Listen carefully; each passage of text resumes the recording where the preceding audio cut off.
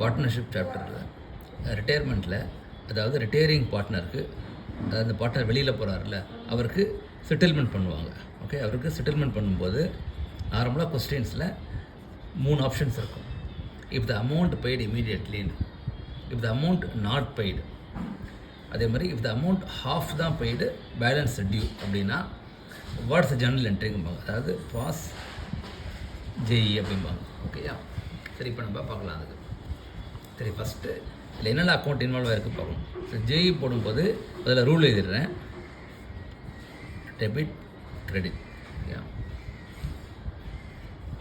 Personal அக்கௌண்ட்டில் debit the receiver, credit the giver. Okay, then real அக்கௌண்ட்டாக இருந்தால் debit what comes in, credit what goes out. Okay, nominal அக்கௌண்ட்டாக இருந்தால் debit all expenditure, credit all income or gain.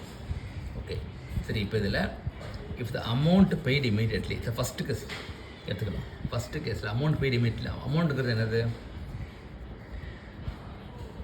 Amount equal to cash, கரெக்டாக, that is equal to real account.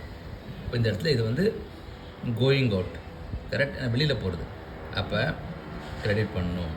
ஓகேயா, யாருக்கு போகிறது அது, to partner, அதாவது retiring partner. Retiring partner equal to என்ன account அது வந்து பர்சனல் அக்கௌண்ட். ஓகே, அவர் ரிசீவர், அப்போ டெபிட் பண்ணணும். ஓகேயா, அதாவது ரிசீவரை டெபிட் பண்ணுறோம், கேஷ் வெளியில் போகிறத கிரெடிட் பண்ணுறோம். ஸோ அப்போ என்ன journal entry, partner capital account debtor to cash account, that is 1000 rupees to. ஓகேயா, இப்போ இது ஃபஸ்ட்டுக்கு.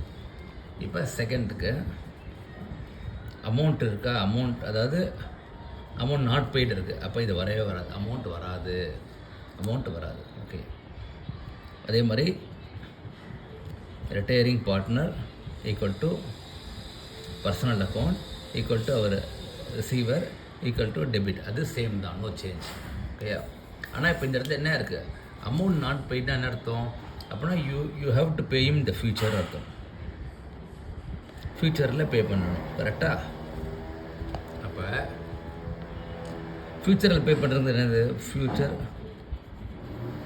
Equal to personal account, that is equal to loan கொடுக்கணும்.